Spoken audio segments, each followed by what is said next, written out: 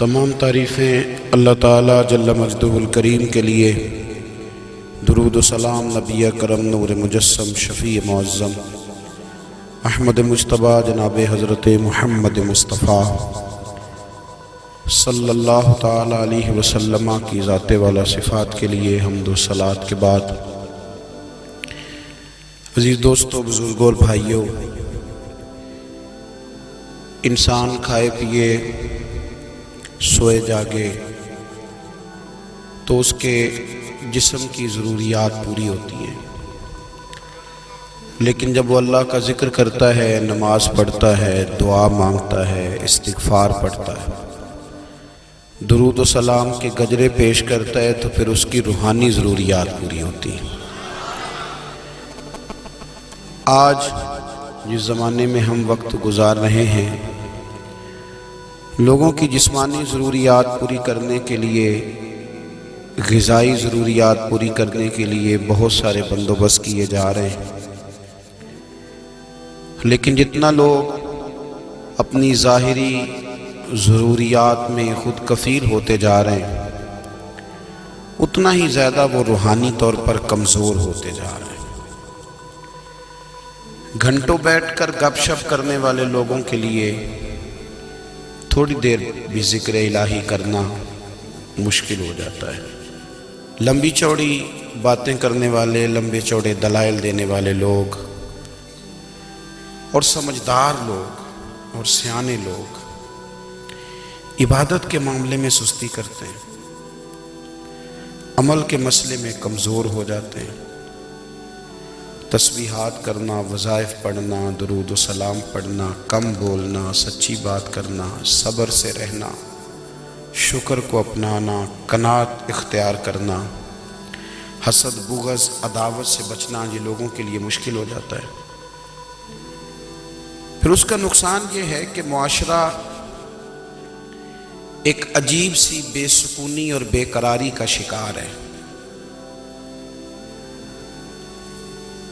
جیب میں بہت زیادہ پیسے رکھنے والا، خوش شکل نظر آنے والا، پیٹ بھر کے روٹی کھانے والا شخص بھی ڈھونڈتا پھرتا ہے کہ آخر میں پریشان ہوں کیوں۔ آپ انسانیت کی تاریخ پڑھیں گے تو آپ کو معلوم ہوگا کہ انسان نے کبھی پتھر کی پوجا کی، کبھی معاذ اللہ چاند سورج کی، درختوں کی، بتوں کی پوجا کی۔ معاذ اللہ یہ غلط ڈائریکشن پہ تو چڑھ گیا، لیکن ایسا نہیں ہے کہ کوئی بندہ دنیا میں آیا ہو اور کسی کی اس نے عبادت نہ کی ہو۔ اس لیے کہ اللہ تبارک و تعالیٰ نے جس طرح ہمارے جسم میں کھانے کی طلب رکھی ہے، پینے کی طلب رکھی ہے، سونے کی طلب رکھی ہے، اسی طرح اللہ تعالیٰ نے عبادت کے لیے طلب رکھی ہے جسم میں۔ یہ تو ہوا کہ انسان گمراہ ہو گیا، غلط رستوں پہ چل نکلا، اس نے جھوٹے معبودوں کی طرف معاذ اللہ توجہ کر لی، لیکن وہ کسی نہ کسی کے سامنے جھکتا رہا، چونکہ اس کے وجود میں طلب تھی، شوق تھا اسے کہ وہ عبادت کرے۔ اللہ تبارک و تعالی جب مسلمان کو توفیق دے اور اللہ کی بارگاہ کی جانب وہ رجوع کرے، تو پھر اس کا رویہ یہ ہونا چاہیے کہ اس کی توجہ ہو اللہ کی جانب۔ ہمارے ہاں تسبیحات پڑھ لی جاتی ہیں اگر کبھی موقع ملے، لیکن وہ خاص انہماک، وہ خاص شوق، وہ خاص ذوق اللہ تبارک و تعالیٰ کی عبادت کا، ایک ہوتا ہے نماز پڑھنا، ایک ہوتا ہے اہتمام کے ساتھ نماز پڑھنا، یعنی ذرا وقت پہ اٹھنا، ذرا صحیح کر کے وضو کرنا، ذرا شوق سے مصلی بچھانا۔ ایک ہوتا ہے تسبیح پڑھ لینا، اور ایک ہوتا ہے ذرا تھوڑا سا نا شوق کے ساتھ اللہ کو یاد کرنا۔ آپ کبھی جو میں نے آیہ کریمہ پڑھی، اس کی آپ شان نزول دیکھیں۔ نبی کریم صلی اللہ تعالیٰ علیہ وسلم کے نا کچھ صحابہ اللہ کی محبت کے شوق میں حضور کی بارگاہ میں حاضر ہوئے، اور انہوں نے آ کے عرض پتہ کیا کیا؟ عرض کرنے لگے یا رسول اللہ صلی اللہ تعالی علیہ وسلم سالوں بیت گئے ہیں سجدے کرتے ہوئے، حضور سالوں بیت گئے ہیں تسبیح پڑھتے ہوئے، سالوں بیت گئے کہتے ہوئے کہ سبحان اللہ وہ پاک ہے، ہمیں سالوں بیت گئے یہ کہتے ہوئے کہ اللہ اکبر وہی سب سے بڑا ہے، سالوں بیت گئے کہتے ہوئے کہ الحمدللہ ساری تعریفیں اللہ کے لیے، سالوں بیت گئے اس کی تسبیح کرتے، تحلیل کرتے، تکبیر کہتے۔ حضور اب نہ ہمارا اپنے رب سے ملنے کو جی چاہتا ہے، کبھی اے حقیقت منتظر نظر آ نہ لباس مجاز میں، لاکھوں سجدے تڑپ رہے ہیں میری جبین نیاز میں۔ اور اقبال کہنے لگے کہ تیرے عشق کی انتہا چاہتا ہوں، تو میری سادگی دیکھ کیا چاہتا ہوں، میرا ذرا سا تو دل ہے مگر شوخ اتنا، میں وہی لن ترانی سنا چاہتا ہوں۔ میرا بھی دل کرتا ہے کہ اللہ میں تجھے کہوں میں تجھے دیکھنا چاہتا ہوں، جس طرح حضرت موسیٰ کلیم علیہ السلام نے کہا تھا، اور تو مجھے کہے کہ لن ترانی تو نہیں دیکھ سکتا، ذرا سا تو دل ہے مگر شوخ اتنا، میں بھی وہی لن ترانی سنا چاہتا ہوں۔ پھر کہنے لگے بھری بزم میں راز کی بات کہہ دی، بڑا بے ادب ہوں سزا چاہتا ہوں۔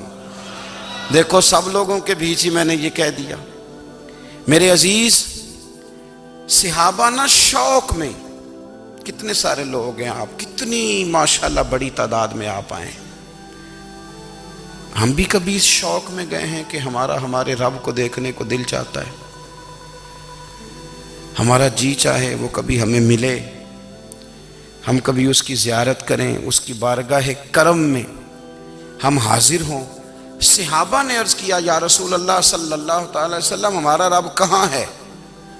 ہمارا نا اپنے رب کو دیکھنے کو جی چاہتا ہے۔ جب صحابہ نے یہ عرض کیا تو اللہ نے قرآن مجید نازل کیا، فرمایا وَإِذَا سَأَلَكَ عِبَادِي أَنِّي فَإِنِّي قَرِيبٌ، محبوب جب میرے بندے آپ کی بارگاہ میں آ کے میرے بارے میں پوچھیں نا تو ان سے کہہ دینا میں ان کے قریب ہی ہوں، قریب ہی ہوں۔ دلیل کیا ہے؟ بھائی اذا دان، یہ جب بھی مجھ سے دعا مانگیں گے میں ان کی دعاؤں کو قبول فرماؤں گا، میں ان کے قریب ہوں، میں ان کے قریب ہوں، یہ جب بھی دعا مانگیں گے نا میں قبول کروں گا، میں ان کے قریب ہوں۔ اللہ تبارک و تعالیٰ کے بندے اللہ سے محبت کرتے، رب کی بارگاہ میں جھکتے، اس کو اپنے دکھ سناتے، اس کے پیارے محبوب صلی اللہ تعالیٰ علیہ وسلم کا وسیلہ لے کے اس کے حضور حاضر ہو جاتے، پیشانیاں سجدوں سے روشن ہوتی۔ ہم نا ہر چیز کے لیے وقت نکالتے ہیں، ہر چیز کے لیے، لیکن عبادت کے لیے وقت نہیں نکالتے۔ ہر شے آباد ہے، ہر شے، ہماری فیس بک بھی آباد ہے، واٹس ایپ بھی آباد ہے، ہمارے ٹویٹر بھی آباد ہیں، ہماری ہر چیز آباد ہے، سب سے کم آباد ہمارا مصلی رہ گیا ہے، سب سے کم۔ وہ لوگ اب ڈھونڈنے سے ملتے ہیں جن کی بغل میں مصلی ہوتا تھا۔ میرے بھائی آپ کتنا کو دنیا کے پیچھے بھاگو گے تھکا دے گی، کتنا دولت کے پیچھے بھاگو گے تھکا دے گی۔ آپ جب اپنی زندگی میں جمع تفریق کرو گے نا تو مرتے وقت احساس ہوگا کہ سارا کچھ تو لوگوں کے لیے کیا، اپنے لیے تو کر ہی کچھ نہیں سکے۔ اور ہم عبادت کے معاملے میں بہانے بازی بھی کرتے ہیں، ہم کہتے ہیں اوہو رزق کمانا بھی تو عبادت ہی ہے نا، تو میں حلال روزی کے لیے جا رہا ہوں یہ بھی تو عبادت ہے نا۔ میری طرح کے لوگ کہہ دیتے ہیں کہ میں سویرے اٹھ کے مدرسے میں کچھ اسباق دیکھتا ہوں تو یہ بھی تو عبادت ہے، میں بیان کرنے کے لیے مطالعہ کرتا ہوں تو یہ بھی تو عبادت ہے نا، اتنے لمبے سفر کر کے ملک میں دنیا میں گھومتا ہوں تو یہ بھی تو میں عبادت ہی کر رہا ہوں۔ اب اسپیشل نفلوں کے لیے وقت کس طرح نکلے، اسپیشل کر کے تسبیح میں کیسے چلاؤں، میں سارا کچھ ہم بہانے بنا لیتے ہیں نا۔ میرا سوال یہ ہے کہ یہ ساری باتیں صحابہ کو، نبی کریم کو، دیگر لوگوں کو بھی تو پتہ تھی نا، لیکن آپ غور تو کریں 23 سال حضور کو وقت ملا، مختصر وقت ظاہراً تبلیغ کرنے کے لیے، پوری دنیا میں دین بھی پھیلانا ہے۔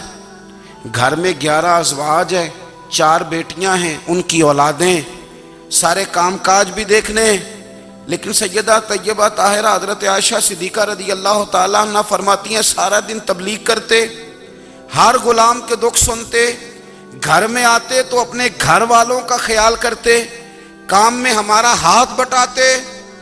قربان جاؤں، کہتی ہیں زمانہ سارا سو جاتا لیکن آمنہ کے لال مصلی بچھا لیتے۔ دنیا سو گئی، ساری سب سو گئے، جو خدام تھے، وہ جو غلام تھے، وہ سو گئے۔ صحیح مسلم نے لفظ ملیں گے، سیدہ پاک فرماتی ہیں او میرے نبی کے غلاموں، میں نے یہ رنگ بھی دیکھا ہے کہ حضور نے اتنا کھڑے رہے، اتنا قیام کیا، اتنا قیام کیا کہ مقدس پیروں میں ورم آ گئے، سوج گئے پیر، اتنے بڑے۔ دل پہ ہاتھ رکھ کے نہیں بتا سکتا کہ میرے کبھی نماز میں پیر سوج گئے ہوں، کوئی نہیں بتا سکتا۔ بچوں کی روٹی کماتے تھک گئے، بات الگ ہے، ہم سیر کرنے گئے تو تھک گئے، بات الگ ہے، لیکن عبادت میں یہ بھی تو مسلم شریف ہے نا، یہ بھی تو دین ہے نا، یہ بھی تو حضور کی سنت ہے، یہ بھی تو وہ چیز ہے جو کریم کی آنکھوں کی ٹھنڈک ہے۔ سیدہ فرماتی ہیں پیروں میں ورم آ گئے، اور ساری رات ہی حضور نے نماز پڑھی اور ایک ہی آیت بار بار دہرائی۔ مسجد نبوی میں بلال حبشی نے فجر کی اذان دے دی اور حضور ابھی مصلی پہ تھے، کریم فارغ ہوئے۔ میں نے عرض کی یا رسول اللہ صلی اللہ علیہ وسلم، آپ کے تو صدقے اللہ اگلے پچھلوں کے گناہ معاف کرے گا، تو آپ اتنی آہوزاری کیوں فرماتے ہیں؟ آپ تو شفیع ہیں، آپ تو انبیاء کے امام ہیں۔ تو حضور نے فرمایا عائشہ تم نے گنوایا ہے نا میرے اللہ کی مجھ پر کتنی رحمت ہے، افلا اکون عبدا شکورا، فرمایا اگر اس نے اتنی نعمتیں دی ہیں تو کیا میں اس کا شکر گزار بندہ نہ بنوں؟ میں شکر گزار بندہ نہ بنوں اس کا؟ پھر اگر اتنی نعمتیں اس نے دی ہیں، مجھے اتنا نوازا ہے، تو پھر میں اس کے سامنے سجدے نہ کروں؟ او میرے بھائی، بڑے قابل فخر لوگ ہیں ہم کہ ہم نبی پاک کے غلام ہیں، ہم قابل فخر ہیں کہ نبی کریم کے غلام ہیں۔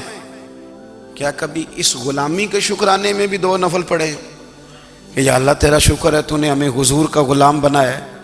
یاد رکھیں کہ اپنی روحانی زندگی کو آباد کریں، استغفار پڑھیں، تسبیحات کریں۔ حضرت عبداللہ ابن عمر رضی اللہ تعالیٰ عنہ حضرت عمر کے صاحبزادے، مکہ مکرمہ میں ان کی قبر ہے۔ میں نے جب انہیں پڑھا تو مجھے ان سے بڑا پیار ہو گیا، لیکن آپ کو پتہ ہے وہاں جا کے کسی شخص کا مزار تلاش کرنا یا پوچھنا ایک مشکل کام ہوتا ہے۔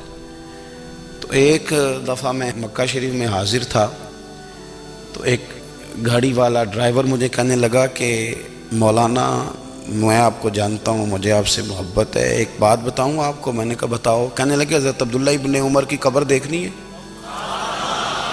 میں نے کہا یہ تو نہیں کہہ رہا، یہ کسی نے بندوبست کرایا ہے، یہ اللہ نے تیرے دل میں بات ڈالی ہے، یہ ہو گیا تو لے چل مجھے۔ حضرت عبداللہ ابن عمر کو نبی پاک نے فرمایا تھا راجل صالح، یہ نیک بندہ ہے، یہ متقی آدمی۔ حضرت عبداللہ ابن عمر رضی اللہ تعالیٰ عنہ سیدنا فاروق اعظم رضی اللہ تعالیٰ عنہ کے صاحبزادے ہیں، اور ان کی ہمشیرہ سیدہ حفصہ رضی اللہ تعالیٰ عنہ حضور کی زوجہ محترمہ ہیں۔ ایک دن اپنی ہمشیرہ سے کہنے لگے کہ نبی کریم صلی اللہ تعالیٰ علیہ وسلم گھر میں آئے نا، اور اگر حضور غم امت میں پریشان نہ ہوں، طبیعت کو حشاش بشاش دیکھو، تو ذرا پوچھنا تو صحیح حضور کا میرے بارے میں کیا خیال ہے، پوچھنا تو صحیح کہ کریم کی بارگاہ میں میرا کیا مقام ہے، میرے بارے میں حضور کیا فرماتے ہیں۔ اب بہن کو کام بتائے اور بتائے بھی بھائی، اور پھر بہن وہ کام نہ کرے، یہ تاریخ میں ہوتا نہیں۔ حضرت عمر فاروق رضی اللہ تعالیٰ عنہ کی صاحبزادی ام المومنین رضی اللہ تعالیٰ عنہ فرماتی ہیں کہ میں تو بس منتظر تھی، انہوں نے تو کہا تھا نا کہ اگر تم حشاش بشاش دیکھو تو بات کرنا، لیکن حضور تشریف لائے، میری باری تھی، میرے گھر تشریف لائے، کھانا پیش کیا تو فوراً میں نے عرض کی حضور ایک بات پوچھنی تھی۔ تو حضور نے فرمایا پوچھئے۔ میں نے عرض کی حضور میرے بھائی عبداللہ ابن عمر کے بارے میں آپ کا کیا خیال ہے؟ نوجوانوں میری بات پہ غور کرنا، میرے بھائی کے بارے میں آپ کا کیا خیال ہے؟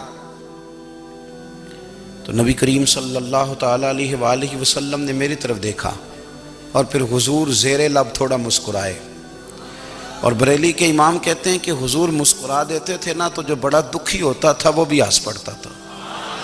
اب سوال پیدا ہوتا تھا کہ پھر تو اس مسکراہٹ کے لیے انتظار کرنا پڑتا ہوگا کئی کئی مہینے کہ حضور مسکرائیں تو رونے والے ہنسیں، تو اعلیٰ حضرت فرماتے ہیں نہیں، انتظار نہیں کرنا پڑتا، یہ مسکراتے رہنا تو حضور کی عادت ہے۔ جس کی تسکین سے روتے ہوئے ہنس پڑے اس تبسم کی عادت پہ لاکھوں سلام۔ یعنی یہ تو عادت ہے حضور کی مسکراتے رہنا، اس کے لیے انتظار نہیں کرنا پڑتا۔ بھائیو آپ خیال رکھیں گے، غور کریں گے، حضرت عبداللہ ابن عمر رضی اللہ تعالیٰ عنہ کے بارے میں پوچھا تو سیدہ فرماتی ہیں کہ نبی کریم صلی اللہ تعالیٰ علیہ وسلم نہ زیر لب مسکرائے اور فرمایا حفصہ تیرا بھائی ہے تو اچھا، لیکن میں نے سنا ہے کہ عشاء کی نماز پڑھتا ہے تو فجر تک سویا ہی رہتا ہے۔ او نوجوانوں، 10 بجے تک سونے کی بات نہیں ہوئی، 9 بجے تک سونے کی بات نہیں ہوئی، 11 بجے اٹھنے کی بات نہیں۔ حضور فرمانے لگے میں نے سنا ہے کہ عشاء کی نماز پڑھ کے سو جاتا ہے اور فجر تک سویا ہی رہتا ہے، اسے چاہیے کہ تہجد کے وقت اٹھا کرے، اللہ کی بارگاہ میں حاضر ہوا کرے، آہوزاری کرے، سجدے کرے، عبادت کرے، اٹھتا ہے اور فجر میں جا کے اٹھتا ہے۔ حضرت جناب حفصہ رضی اللہ تعالیٰ عنہ کہتی ہے میں نے جناب عبداللہ ابن عمر کو پیغام دیا اور میں نے کہا میرے جوان بھائی سن، نبی پاک نے فرمایا ہے تو اچھا پر تہجد میں نہیں اٹھتا، نفل نہیں پڑھتا۔ او میری ملت کے جوانوں، مزہ نہیں آ جاتا جب ساری دنیا سوئی ہو، ساری دنیا، اور بستر بھی گرم ہو اور نیند بھی پورا غلبہ کر رہی ہو، اور اچانک گھنٹی بجے دماغ میں، آنکھ کھلے، گھڑی پہ نظر پڑے، 3:30 4 بجے کا پیغام گھڑی بتائے، اور کوئی چڑھتی جوانی والا اٹھ کے وضو کرے، اور جب وہ مصلی کھول کے بچھائے تو مدینے والے محبوب کہتے ہیں کہ ہر نماز پہ رب ثواب دیتا ہے، اور جو اٹھ کے تہجد کی نماز پڑھے اسے دیکھ کے تو رب مسکراتا ہے، جو اس کی شان کے لائق ہے، جو اس کی شان کے لائق، وہ مسکراتا ہے، خوش ہوتا ہے کہ میرا بندہ تہجد میں اٹھ گیا، وہ مسکراتا ہے۔ کاش ہماری صبحیں کبھی اپنے مالک کے نام ہو جائیں، کاش کے صبح۔ حضرت ابو الحسن رحمۃ اللہ تعالیٰ علیہ حضرت معاذ ابن جبل رضی اللہ تعالیٰ عنہ کے پاس بیٹھا کرتے تھے، فرماتے ہیں ان سے جو پیار بڑھا تو پھر میرا مصلی سے بھی بڑھ گیا۔ تابعی ہیں، فرماتے ہیں صحابی رسول سے محبت ہوئی تو ذکر سے بھی ہو گئی، پھر درود شریف سے بھی ہو گئی، محبت ان سے بڑھی تو پھر اللہ نے مسجد کا پیار بھی بڑھا دیا۔ آپ فرماتے ہیں کہ میری ہر وقت طبیعت چاہتی تھی کہ بس اللہ اللہ کروں، بس اللہ اللہ کروں، بس نہ میں ذرا تھوڑی جان چھڑاؤں لوگوں سے، کوئی 10 منٹ ملے تو میں کوئی 4 نفل پڑھ لوں، میں تھوڑا سا نہ بچوں لوگوں سے، اور مجھے تسبیح ملے تو میں نہ کوئی 400-500 دفعہ استغفار پڑھوں، سبحان اللہ، الحمدللہ، اللہ اکبر، لا حول ولا قوت الا باللہ، میں نہ تسبیحات پڑھوں۔ فرماتے ہیں کہ بچے تھے گھر میں 6-7، غربت تھی، کام ملتا کوئی نہیں تھا، اور میں کام چور نہیں تھا، کام ڈھونڈتا تھا، پر اللہ کی قدرت کے کام نہیں ملتا تھا۔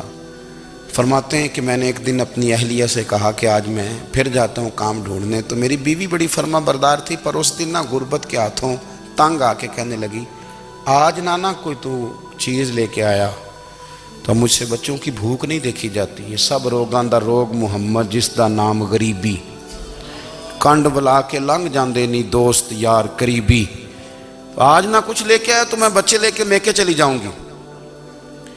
شیخ فرماتے ہیں کہ میں بڑا پریشان گھر سے نکلا، پر میں نے صبح سے لے کے زور تک کام ڈھونڈا، کام ملا کوئی نہیں، تو میرے دل میں خیال آیا چلو کام نہیں ملتا تو اللہ اللہ تو کرے نا، چلو بندوں کی مزدوری نہیں ملتی تو رب کریم کی عبادت ہی کرتے ہیں۔ فرماتے ہیں کہ میں نے نا فرات کے پانی سے وضو کیا، نہر کے، شدید دھوپ تھی، ساتھ ریت تھی اور ریت تپ رہی تھی، میں نے اپنا رومال وہیں مصلی کے طور پر بچھا لیا، اور فرماتے ہیں کہ زور سے لے کر عصر تک نماز پڑھی، دھوپ بھی پورے زور پہ، پر میرے سجدے کا ذوق بھی پورے زور پہ۔ فرماتے ہیں سورج بھی چمک رہا ہے اور رب کی عبادت کا ذوق بھی پورے زور پہ، میں سجدہ کروں تو پھر میرا اٹھانے کو جی نہ چاہے، میرے استاد لکھا کرتے تھے، یہ ان کا شعر ہے، وہ کہا کرتے تھے مجھے سوز دے، مجھے ساز دے، اور مجھے نیم شب کا نیاز دے، دم سجدہ خود کو میں توڑ دوں، مجھے ایسا ذوق نماز دے۔ اور میں تیری بہار کا پھول ہوں، میں کھلا بھی ہوں تو تیرے لیے، مجھے میری شاخ سے توڑ لے، مجھے اپنی زلف کا ناز دے۔ بھائی فرماتے ہیں کہ عصر تک میں نے نفل پڑھے، دل ڈھلنے لگا، عصر کی نماز پڑھی اور میں وہاں سے چلا۔ اب میں جب نکلنے لگا تو دل میں خیال آیا کہ چھوٹی چھوٹی دیواریں ہیں گھر کی، بغیر کچھ لیے جاؤں گا تو بیوی دور سے دیکھے گی تو شور کرے گی کہ پھر خالی ہاتھ آ گیا ہے۔ کہتے میں نے اپنے اسی رومال میں جس پہ میں نے نماز پڑھی تھی نا، رومال میں کی آخی دے پنجابی صافہ، کہتے ہیں اسی میں نا میں نے کچھ ریت بھر لی کہ وہ دور سے دیکھے گی تو سمجھے گی کچھ لے کے آیا ہے، چلو جا کے اسے بتا دوں گا کہ آج پھر مزدوری نہیں ملی۔ کہتے ہیں وہ ریت لے کر جب میں گھر میں گیا تو پہلے بیوی دروازے پہ کھڑی ہوتی تھی، پوچھتی تھی خالی ہاتھ آ گئے ہو؟ آج میں نے دیکھا تو ہے ہی کوئی نہیں۔ فرماتے ہیں میں اندر داخل ہوا، سلام لیے، کونے میں نے وہ رومال رکھ دیا اور میں نے آواز دی کہ بھلی مانس کہاں ہو؟ تو وہ کہنے لگی آپ منہ ہاتھ دھو لیں، میں روٹی لے کے آئی۔ میں نے کہا روٹی کہاں سے آ گئی؟ یہاں تو کئی دنوں کے فاقے، تو کئی دنوں کی غربت ہے، یہاں تو اس گھر میں تو فقیری ہے۔ فرماتے ہیں کہ وہ روٹی لے کے آئی اور اس وقت کی جو موجودہ نعمتیں تھیں، سمجھ لیں سلاد، اچار، ہر چیز ساتھ لائی۔ میں نے کہا کہ بچے کہاں گئے؟ کہنے لگی وہ کھانا کھا کے کھیلنے گئے، آپ کھانا کھا لیں آ جاتے۔ کھانا اس نے چن دیا۔ میں نے حیرت انگیز لہجے میں ساری نعمتیں اپنے دسترخوان پہ دیکھ کر کے بیوی سے پوچھا یہ کہاں سے آیا کھانا؟ بچوں کو تو نے کہاں سے کھانا کھلایا؟ یہ سارا کچھ کیسا ہے؟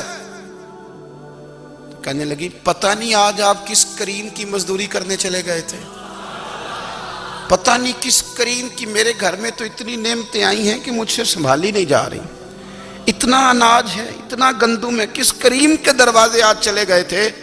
یہ کہتے کہتے وہ اٹھی اور اٹھ کر کے کہنے لگی پہلے ہی بڑا کچھ آیا تھا، اب کیا لے آئے ہو؟ اور جا کر کے نا اس نے وہ ریت والا رومال کھولا، کہنے لگے میں تو لے کے آیا تھا ریت، تو میرے رب نے اسے بھی سونے اور ہیرے بنا دیا تھا۔ جب آپ کی توجہ اللہ کی جانب، میرے نبی پاک صلی اللہ تعالی علیہ وسلم نے فرمایا ہر چیز اپنے رب سے مانگ، ہر چیز مانگ، ہر چیز مانگ۔ یا رسول اللہ کیا کچھ؟ میرے محبوب نے فرمایا تیرے گھر میں نمک بھی ختم ہو جائے تو وہ بھی اپنے رب سے مانگا کر، تو مانگنا وہ تجھے دے گا، تو اس کی بارگاہ میں کشکول طلب دراز تو کرنا۔ اور ترمذی شریف میں عجیب لفظ ہیں، رسول کائنات نے فرمایا، رب کریم فرماتا ہے جب میرا بندہ ہاتھ اٹھاتا ہے نا تو مجھے حیا آتی ہے کہ میں خالی کیسے لوٹا دوں اس کے، اتنے بڑے بادشاہ کی بارگاہ میں۔ او بھائی لوگوں سے عزتیں تلاش کرتے ہو تو وہ کیا تمہیں عزت دیں گے؟ وہ تو کل اچھا کہتے ہیں پرسوں برا کہنے لگ جاتے ہیں۔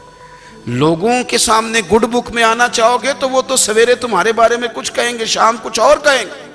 اپنی روحانی زندگی آباد کریں، اپنے مسلح کو وقت دیں، اور دنیا سے چھپ کر اس موبائل کو بند کر کے اور اپنے آپ سے بھی چھپ کے اور تنہا ہو کے چھپا کے سارا کچھ اپنے آنسو اپنے رب کی بارگاہ میں پیش کریں، اس کے حضور حاضری دیں۔ سنو نا ترمذی کی حدیث، اور اسے یاد رکھنا، نبی پاک علیہ السلام نے فرمایا اپنے دکھ لوگوں کے سامنے نہ بیان کرنا، سیٹھوں نوابوں کو نہ بتاتے پھرنا، دنیا داروں کے سامنے جا کے نہ رونا کہ میں تکلیف میں ہوں۔ فرمایا اگر دنیا داروں کو دکھ بتاؤ گے رب تمہیں کبھی غنی نہیں کرے گا، اور لوگ ہیں کہ الٹا مذاق اڑائیں گے۔ آپ کی جس سے بڑی پکی یاری ہے نا، پکی، وہ تب تک پکی ہے جب تک آپ نے 50,000 مانگا نہیں، اور جس وقت آپ نے کہہ دیا کہ میں مجبور ہوں میری مدد کر تو پھر ختم ہو گئی دوستی۔ لوگوں کی تعلقات آپ کے ساتھ تب تک ہیں جب تک آپ ان سے کوئی ضرورت وابستہ نہیں کرتے۔ کریم محبوب فرمانے لگے بندوں کے سامنے دکھ نہ بیان کرنا، اللہ تجھے کبھی غنی نہیں کرے گا۔ تو اپنے دکھ اپنے رب کو بتا، تو دعائیں مانگ، تو اس کی بارگاہ میں حاضر ہو، تو اس کے حضور عرض کر۔ فرمایا اپنے دکھ اپنے رب کو بتا، وہ جلدی کرے یا دیر سے کرے تجھے ساری دنیا سے بے نیاز کر دے گا، تجھے کسی کا محتاج نہیں رہنے دے گا۔ اپنے مسلح کو، اپنی دعاؤں کو. ایک بزرگ فرماتے ہیں میں نے دعا مانگنے کا طریقہ اپنی بیوی سے سیکھا. دعا مانگنے کا طریقہ اپنی، سیکھنے والے تو اپنے بچوں سے بھی سیکھ لیتے ہیں، سیکھنے والے تو ہر ایک سے سیکھتے ہیں. وہ کہتے ہیں میں نے دعا مانگنے کا سلیقہ اپنی بیوی سے سیکھا ہے. حضرت وہ کس طرح؟ فرمانے لگے میری بیوی نے نا مجھے کوئی کام بتایا، کچھ پیسوں کی ضرورت کے لیے کہا، تو میں نے اسے کہا کہ بھئی ابھی میرے پاس نہیں ہے، کچھ دنوں میں آتے ہیں تو میں دے دوں گا.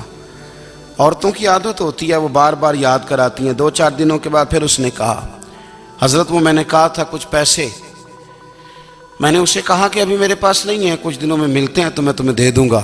اس نے کچھ دنوں کے بعد پھر کہا حضور وہ میں نے کچھ پیسے کہے تھے. فرماتے میں نے ڈانٹ دیا، میں نے کہا کہ کیا تو روز مجھے شرمندہ کرتی ہے، کہا نا میرے پاس نہیں ہے، ہوں گے تو دے دوں گا، تو روز یاد کراتی ہے. فرماتے ہیں اس نے پہلے تو میری ڈانٹ کو سہا، پھر میرے سخت جملوں نے اس کی آنکھوں میں آنسو پیدا کر دیے، پھر اس نے اپنے آنچل میں اپنے اس دکھ کو سمیٹا، اور پھر اس نے ایک جملہ کہا تو میں رو پڑا اور مجھے اپنے رب سے مانگنے کا طریقہ آ گیا. مجھے کہنے لگی حضرت جی آپ نے ڈانٹ دیا میں نے سہ لیا، پر آپ ہی میرے شوہر ہیں، بتائیں نا آپ سے نہ کہوں تو میں کس سے جا کے کہوں. فرماتے ہیں میں رو پڑا اور میں کھل کے رویا اور میں تڑپ کے رویا، اور پھر میری سسکیاں بند گئیں. تو مجھے کہنے لگی آپ کو کیا ہوا؟ میں نے کہا مجھے بھی دعا مانگنی آ گئی ہے. جب میں اسے کہوں گا نا اللہ تو ہی میرا رب ہے، میں تجھ سے نہ کہوں تو میں کس سے جا کے کہوں؟ میں کیوں کسی بندے سے سوال کروں؟ میں کیوں کسی دنیا دار سے کہوں؟ میں تیرے بندوں کا، نیک بندوں کا وسیلہ لے کے، تیرے محبوب کی غلامی لے کے تیری بارگاہ میں آیا، تجھ سے نہ مانگوں تو کس سے مانگوں؟ سمجھ آ گئی ہے جب میں اس رنگ میں مانگوں گا تو پھر رب میرے اوپر بڑا ہی فضل فرمائے گا، وہ میرے اوپر بڑی رحمت کرے گا، وہ میرے لیے آسانیاں کرے. عزیز دوستو ہم اس طرح کرنے لگ گئے ہیں کہ ہم نے نا اپنے تعلقات پر اعتماد کرنا شروع کر دیا ہے. میرے تعلقات بہت ہیں. ہم نے اپنی دولت پر اعتماد کرنا شروع کر دیا ہے، میرے پاس دولت بہت ہے. ہم نے اپنے علم پر، اپنی شہرت پر اعتماد کرنا شروع کر دیا ہے کہ میرے پاس فلاں چیز بہت ہے. یاد رکھنا جب بے نیاز اپنی صفت بے نیازی دکھاتا ہے تو بڑی بڑی دولتوں والے مجبور نظر آتے ہیں. بھائیو جب انسان کا رشتہ اپنے مالک کے ساتھ ہوتا ہے پھر تو غم بھی کچھ نہیں کہتے، پریشانیاں بھی کچھ نہیں کہتی، پھر تو زندگی صبر والی، پھر تو زندگی توکل والی، پھر تو زندگی بھروسے والی. پھر انسان اپنے آپ کو رسوا نہیں کرتا، دنیا داروں سے امیدیں اس کی ختم ہو جاتی، امیدیں اللہ رسول سے لگا لیتا ہے، مضبوط ہو جاتا ہے، مضبوط طاقتور ہو جاتا ہے، خوددار ہو جاتا ہے، باوقار باعزت ہو جاتا ہے. حضرت بہلول دانا رحمت اللہ علیہ بیٹھے تھے تو ہارون رشید حج کر کے آ رہا تھا، تو رستے میں حضرت شیخ سے ملاقات ہو گئی تو السلام علیکم کے بعد کہنے لگا حضور کوئی حکم ہو تو بتائیے گا. تو حضرت بہلول دانا فرمانے لگے تیرا رب کون ہے؟ اس نے کہا اللہ. تو فرمایا میرا کون ہے؟ کہا اللہ. فرمانے لگے تو بڑا ہی بیوقوف ہے، کیا تو یہ سمجھتا ہے کہ رب ہارون رشید کو تو دے گا اور بہلول دانا کو بھول جائے گا؟ تیرا بھی وہی رب ہے، میرا بھی وہی رب ہے. اس نے اگر تجھے دے کے آزمایا ہے تو ہو سکتا ہے مجھے نہ دے کے آزما رہا ہو. جب اس کی حکمت کے تقاضے ہوں گے تو عطا کرے گا اور دے گا. تو جا اپنا کام کر. بھائی اپنی روحانی زندگی، اپنی عبادات، اپنے وظائف، اپنے روزمرہ کے معاملات، اپنی دعائیں، اپنا استغفار. دیکھو کوئی مشکل کام تو نہیں، 2 رکوع ہیں سورہ واقعہ کہ اگر رات کو پڑھ لی جائے تو. میں کس طرح یہ بات بیان کروں کہ تعویذ بانٹنا آسان ہے اور وظیفہ بتانا مشکل ہے. سارا دن تعویذ بانٹیں تو لوگ لینے کو تیار ہیں، اور اگر آپ وظیفہ بتائیں تو کہتے ہیں تو مشکل کام ہے. او خدا کے بندے، اگر آپ کا تعلق قرآن پاک کے ساتھ مضبوط ہو، قرآن پاک کے ساتھ اگر آپ کا رشتہ ہو، لوگ سفارشیں ڈھونڈتے ہیں نا دنیا میں، کوئی تعلق مل جائے تو میرا کام ہو جائے. دنیا میں اتنا مشکل معاملہ ہے، آخرت میں مجھے بتائیے گا کتنا مشکل معاملہ ہوگا. میرے نبی پاک صلی اللہ تعالیٰ علیہ وسلم نے فرمایا جو لوگ سورہ ملک پڑھا کرتے تھے نا، سورہ ملک، یہ سورت ملک قیامت میں ان کی سفارش کرے گی. اور اس طرح کرے گی کہ کہے گی اے اللہ یہاں اس بندے کو جنت میں داخل کر دے یا مجھے قرآن پاک سے علیحدہ کر دے. تو رب فرمائے گا جا اس کا دامن تھام کے اسے جنت تک پہنچایا. آپ بات کو سمجھیں. جب آپ کے تعلقات اپنے معاملات کے ساتھ مضبوط ہوں گے، یہ نبی کریم نے وعدہ کیا ہے کہ تو سورت واقعہ پڑھ تیرے گھر میں فاقہ نہیں آئے گا. حضرت عبداللہ ابن مسعود رضی اللہ تعالیٰ عنہ بیمار تھے تو حضرت عثمان غنی رضی اللہ تعالیٰ عنہ تیمارداری کے لیے تشریف لے گئے اور جا کر کے کہا کہ آپ بڑے بیمار ہیں، آپ کی بیٹیاں زیادہ ہیں، میں چاہتا ہوں کہ خزانے میں سے کچھ مدد کروں. تو سیدنا عبداللہ ابن مسعود رضی اللہ تعالیٰ عنہ اٹھ کے بیٹھ گئے اور کہنے لگے امیر المومنین، اللہ آپ کو میری طرف سے میری بیٹیوں کی طرف سے بہتر صلہ دے. میری بیٹیوں کو کسی خزانے کی ضرورت نہیں، میں نے انہیں خزانہ دے دیا ہے. کہا جناب آپ نے کون سا خزانہ دیا ہے، میں آپ کے مالی معاملات کو جانتا ہوں. تو فرمانے لگے امیر المومنین، میرے نبی کریم نے فرمایا ہے جو سورت واقعہ پڑھے اسے کبھی فاقہ نہیں آتا. میں نے بیٹیوں کو یاد کرا دی ہے، یہ خزانہ میں نے انہیں دے دیا ہے. وہ سارے والدین سنیں جو بیٹیوں کے لیے پریشان رہتے ہیں. حضرت عبداللہ ابن مسعود نصیحت کر رہے ہیں، فرمانے لگے میں نے سورت واقعہ یاد بھی کرا دی ہے، پڑھنے کی عادت بھی ڈال دی ہے. حضور نے فرمایا ہے جو سورت واقعہ پڑھے اسے فاقہ نہیں آتا. کہنے لگے چاند تو اپنی جگہ چھوڑ سکتا ہے، سورج گر سکتا ہے، تارے ٹوٹ سکتے ہیں، پر مدینے والے رسول کی بات غلط نہیں ہو سکتی. حضور نے فرمایا فاقہ نہیں آئے گا تو انشاءاللہ کبھی بھی نہیں آئے گا. کرنے کا کام یہ ہے کہ ہم اپنے معاملات، اپنی عبادات، اپنی دعائیں کبھی 10 منٹ عادت ہو جائے نا دعا مانگنے کی علیحدہ سے رات کو. حضور نے فرمایا جو فرض نماز کے بعد دعا مانگے اللہ اس کی قبول کر لیتا ہے. نبی پاک صلی اللہ تعالیٰ علیہ وسلم نے فرمایا اللہ مسافر کی دعا قبول فرماتا ہے. حضور نے فرمایا اللہ مظلوم کی دعا قبول فرماتا ہے. حضور نے فرمایا بیمار سے دعا کراؤ اللہ اس کی دعا قبول فرماتا ہے. میرے نبی پاک نے فرمایا ماں باپ جب بھی اولاد کے لیے ہاتھ اٹھائیں، ویسے تے بلے شاہ تو آسمانی اڈدیاں ہی پھڑ دیں، جڑا گھر بیٹھا انہوں پڑھیا ہی نہیں. حضور فرمانے لگے ماں باپ جب بھی اولاد کے لیے دعا فرمائیں اللہ ان کی دعا کو قبول کرتا ہے. آپ اپنا تعلق بنائیں، دعا کے ساتھ، عبادت کے ساتھ، مصلی کے ساتھ رشتہ بنائیں، استغفار پڑھیں. صلاح الدین ایوبی صلیبی جنگوں میں تھے، رات کو مسجد اقصی میں نماز پڑھی تو پریشان تھے.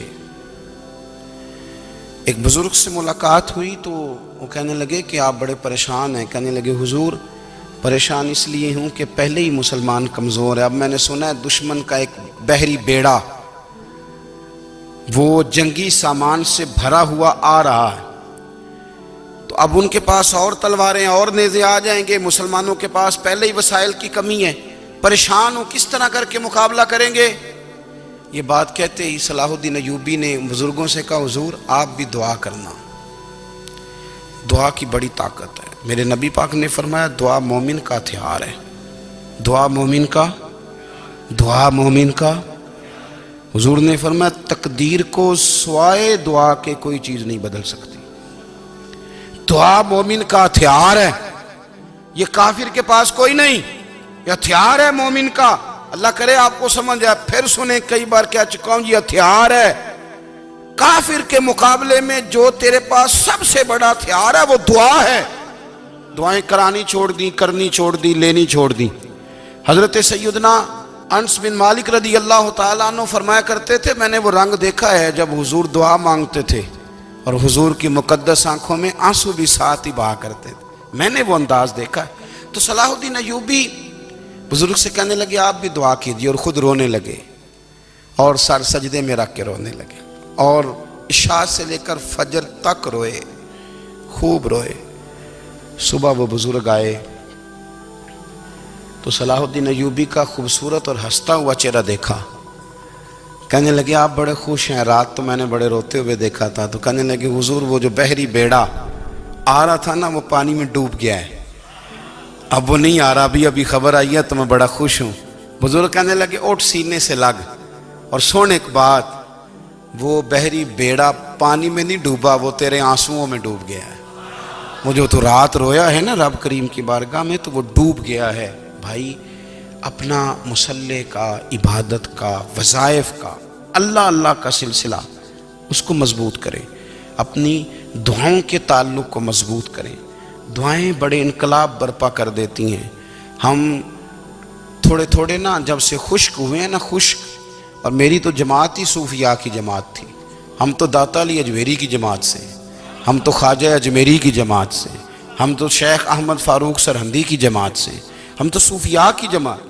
ہماری جماعت نے بھی وہ تعلق جو ہمارے بزرگوں نے بنایا تھا۔ بزرگ اللہ کے قریب کیسے جاتا ہے؟ تو ہمارے یہاں نا بہت سارے لوگ کہتے ہیں جی نظر ہو گئی تو کام ہو گیا۔